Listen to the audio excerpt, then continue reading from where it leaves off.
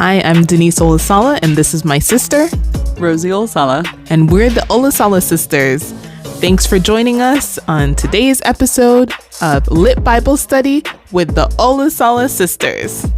So we are reading from the New International Version of the Bible. There's different versions. That's the one we are reading from.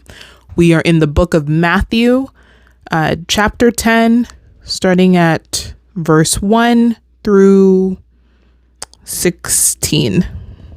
Here we go. And the heading is Jesus sends out the 12. He called his 12 disciples to him and gave them authority to drive out evil spirits and to heal every disease and sickness. These are the names of the 12 apostles.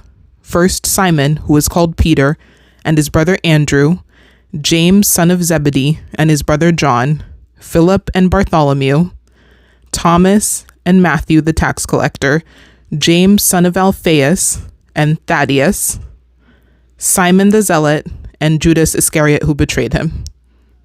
Was that 12? These 12, Jesus sent out with the following instructions. Do not go among the Gentiles or enter any town of the Samaritans. Go rather to the lost sheep of Israel. As you go, preach this message. The kingdom of heaven is near. Heal the sick, raise the dead, cleanse those who have leprosy, drive out demons. Freely you have received, freely give. Do not take along any gold or silver or copper in your belt. Take no bag for the journey or extra tunic or sandals or a staff, for the worker is worth his keep. Whatever town or village you enter, search for some worthy person there and stay at his house until you leave. As you enter the home, give it your greeting. If the home is deserving, let your peace rest on it. If it is not, let your peace return to you. If anyone will not welcome you or listen to your words, shake the dust off your feet when you leave that home or town. I tell you the truth, it will be more bearable for Sodom and Gomorrah on the day of judgment than for that town. I am sending you out like sheep among wolves. Therefore, be as shrewd as snakes and as innocent as doves. A lot to unpack. There are definitely a bunch of really interesting little like punchlines in there too. But let's see, Rosie, what I know you wrote down some notes. Let's get into that. Okay, so first of all,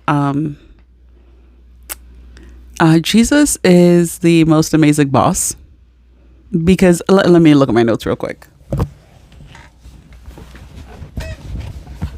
So he's the ultimate boss in terms of he trained the disciples, and then he did it by his example. Like, he was just like, okay, see what I'm doing?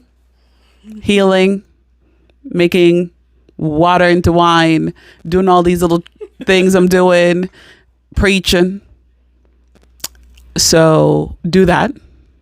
Then he hand selected them. First of all, he was like, these are my, okay, you come with me. You're going to work. Come over here. Fisherman, come here. And then he trained them. Then he believed in them. He gave them powers, magical powers, first of all. Did you hear that part where they can drive out demons from people? Okay. And then he gave them a promotion, because first they were disciples. Now they're going to go out and do what Jesus was doing. So that was a promotion. And then he let them know, I have your backs. Now that's like the most important thing that I look for in a boss. Like, I'll be like, okay, first of all, are you micromanaging me? Don't do that. And then, but do you give me the power to do what I'm supposed to do? Which Jesus, check, he did that. He definitely did. He was like, guys, I've trained you. I believe in all 12 of you. And now, go out. And then when you go out there, here's a few instructions. He told them where not to go. Don't go over there. He told them where to go. And then he told them, don't pack anything. First of all, let's unpack that a little bit. Last time we went on vacation, long time ago, but I packed and repacked and packed some more. and then double, triple packed. Like I overpacked. So just to think of like Jesus, like, okay, guys, you're gonna go out to walk all the way distance. Don't even pack food. Don't pack any water. Don't pack any clothes. Just take your stick and yourself. Not even the stick. Not the stick. Oh, just take yourselves and walk on over there to where I told you to be, and then go and look for somebody good in that town. Just a stranger who's good. And then if they're good, stay with them the whole time you're going to be there. And then if they're not good, wipe the dust off your feet as you leave. And I'll get them for you. Don't worry about it. They will be worse than Sodom and Gomorrah. What? But that was part of having their backs. So that's how I want to be when I'm a boss. Just empower my employees, is tell them I believe in them, and then let them go. And then when they mess up, I got your back. Don't worry about it. Don't worry about that. I got you. Just keep going. So I love that. And then also I really love the part about dusting off your feet. So he was just like, don't do anything to them. I got you. And so I always think about that when I'm driving. And first of all, let me tell you how I drive. I drive slow. I try and really, yes, I drive safely. 9 and 3. Is it 9 and 3? Yeah, 9 and 3. My arm's at 9 and 3 on the steering wheel, and then I stay under that speed limit or on that speed limit, even on the highways. And then, of course, there'll be people who are trying to go around me, honk, and all these other things. And, my sister will be in the passenger side, and she'll be like, the few times that we drive together and she's in the passenger side, usually she just takes over driving because she thinks I drive atrociously, but that's neither here or there. And so somebody will try and cut me off because I'm driving too slow. And then my sister will be like, don't let them cut you off. Drive faster. And then, it reminds me of this part of this story where he said, no, let God's vengeance get them. Okay. So that's where I always go to. I'm like, helping God. I was helping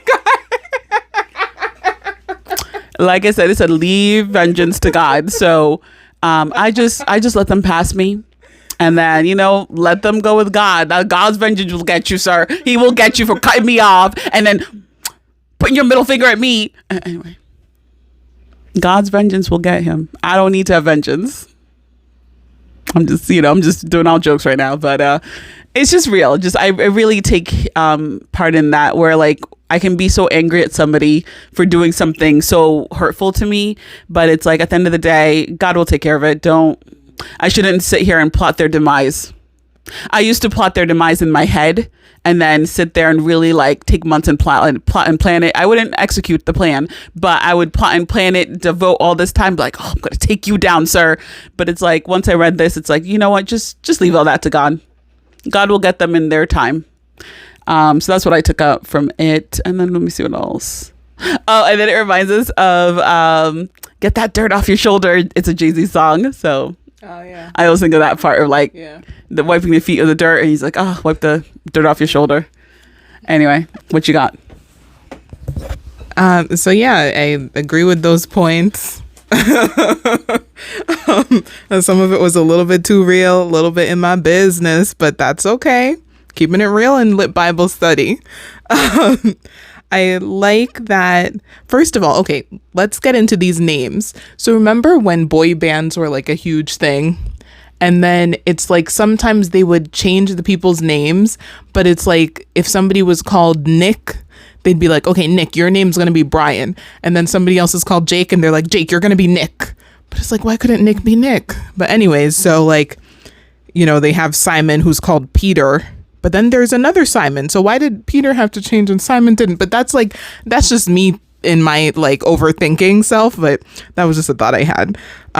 Okay, so Jesus tells them, gives them the powers. I don't think I don't know if I really knew that before, that the disciples all had powers to do everything. I used to think it was more like, they were like following Jesus around, helping him out, but I didn't know they specifically were doing healing and doing all that. So that's wonderful. He empowered his employees, unpaid, his disciples. So, this message of go do everything, heal the sick, raise the dead, cleanse those with leprosy, drive out demons. That's awesome. And then this whole idea of not taking anything, no gold, no silver, nothing. It's like, it's an unspoken promise that like, I got you. I'm going to take care of you. Like, keep your head down, do the work that I'm telling you to do, and it's going to be all right. So there's trust on both sides, from the disciples to Jesus, Jesus to the disciples. And that's a beautiful relationship. Now, the part that we love, if anyone will not welcome you or listen to your words, shake the dust off your feet when you leave that home or town. Just that idea of shake the dust off your feet. Like, don't carry that with you to the next place. Don't bring that baggage. Don't bring that attitude. Like, leave it right there with them. They wanted to be nasty to you.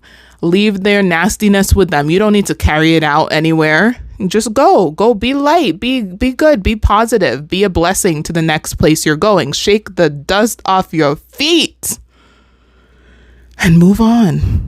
Because I tell you the truth. And when Jesus, and a lot of times in the New Testament, which is the second part of the Bible, which is from the book of Matthew all the way to the book of Revelation, Jesus says, like, at least in this version, the New International Version, I tell you the truth a bunch of times. And it's like, when you hear Jesus saying, I tell you the truth, just know, like, he's like, you can take that to the bank, what I'm about to say. Okay. So Jesus says, I tell you the truth. It will be more bearable for Sodom and Gomorrah on the day of judgment than for that town. So, I appreciate that, it's like, you don't have to fight. You don't have to get down in the gutter with them. You can just be okay. Just be yourself, be a blessing.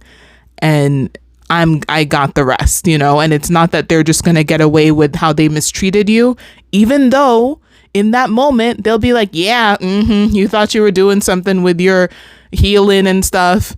Trash. They were saying all this nasty stuff to you, putting you down, demoralizing you, and it seems like they've won.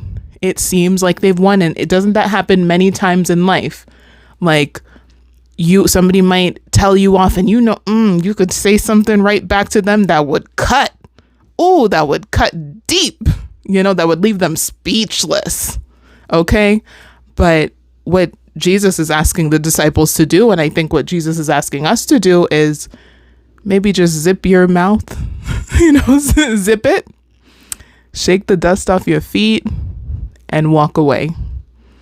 Let them have the last word, because they could never have the last word, because Jesus said, I got the last word. All right.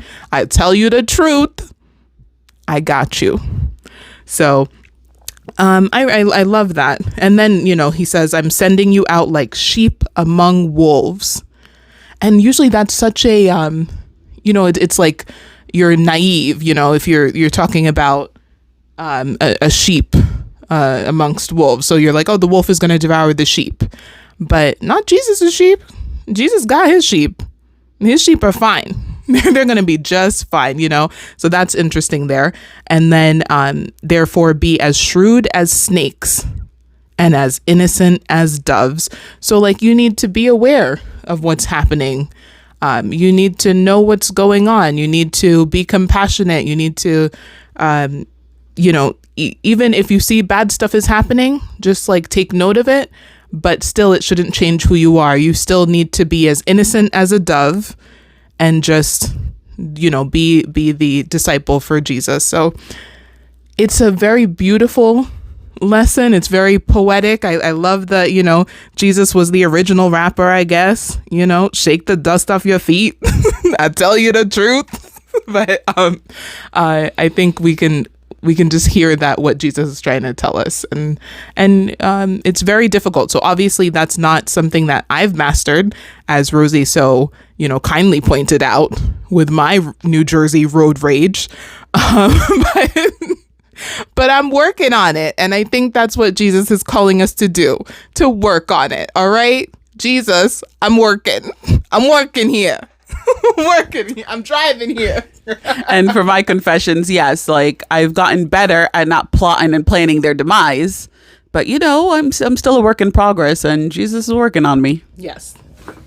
So thank you so much for joining us for today's episode of Lit Bible Study with the Olasala Sisters. Please remember to like, comment, and subscribe. Be blessed.